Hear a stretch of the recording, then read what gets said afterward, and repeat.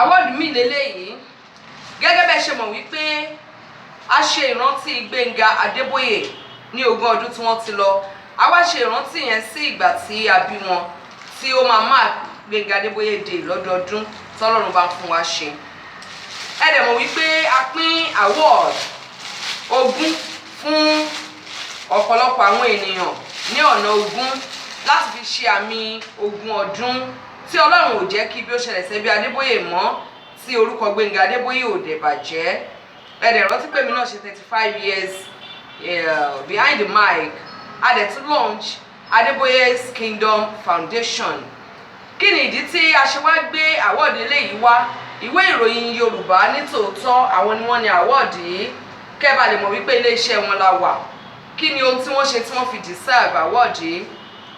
Yàtọ̀ sí wípé wọ́n jẹ́ ìjẹ́ wa láti ìpínlẹ̀ Ọ̀ṣun, wọ́n kó gbogbo gadget wọn wá láti wá ṣe àmì 20 ọdún tí Gbenga Adeboye kú. Wọ́n wá ṣe ìfọ̀rọ̀wánilẹ́nuwò tó kàárù fún mi eléyìí tó la gbogbo ayé já níwájú lẹ́yìn nílé lóko ó káléka oko.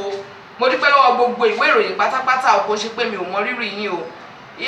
Interview tí wọ́n ṣe fún mi yẹn, ìfọ̀rọ̀wánilẹ́nuwò yẹn, ó jẹ́ kí n ní ọ̀rẹ́ sí ní òkè òkun àti ní ilé eléyìí tó jẹ́ wípé wọ́n appreciate mi, wọ́n mọ rírì mi láti ìgbà náà títí di òní. Ohun tí interview yẹn tó mú wá fún mi òní mo mọ rírì wọn fún. Kódà Adédayọ̀ mi ọmọ láńdọ̀ onígbọ̀dá Gbenga ní olówó rà àti padà tún join ara wa padà nípasẹ̀ ìròyìn yẹn.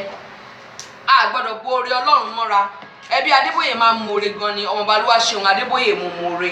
Nídìí èyí mo fẹ́ kí alàgbà Abíọ́dún Tóminíyì, mo fẹ́ kí wọ́n bá mi present wọn ní award yìí. Mo ti ń wọ́ wọn kiri látàtàárọ̀, ibi térò bá ti pọ̀ àwọn ni wọ́n mọ̀ ṣiṣẹ́, mo tẹ̀ tí ń wọ́ wọn kiri tipẹ́.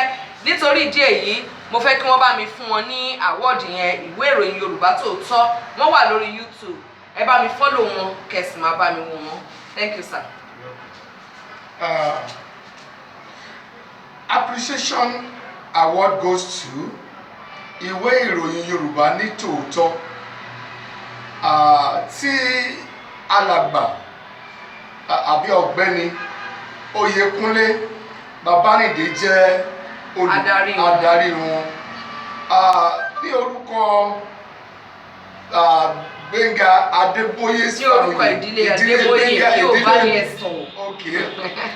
Ní orúkọ ìdílé Gbenga Adeboye tí wọ́n ṣe ìrántí 20 ọdún tí Gbenga Adeboye ti fi papòdà, fún àdúrótì yín àti ìfọmọnìyàn ṣe àti ipa ribiribi tí ẹ kó nínú ayé wa.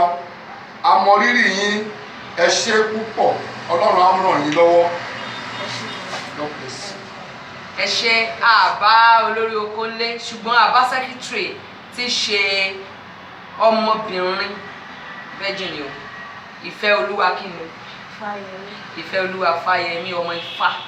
A dúpẹ́ gidigidi lọ́wọ́ ẹ̀yin olólùfẹ́ wa, a mọ rírì yín gan ni. Ó yẹ ìyàwó fọ́tò pínra. Ẹ lè set sí camera náà tẹ́ bá ní the picture so that we can snap it. All right. Kí ni ká set sí camera? Jẹ́ kí wọ́n ti rí award yẹn dáadáa. Jẹ́ gbá award yẹn sí wọn dáadáa, jẹ́ kí wọ́n rí dáadáa. Jẹ́ kí wọ́n rí bó ṣe dúró rekete.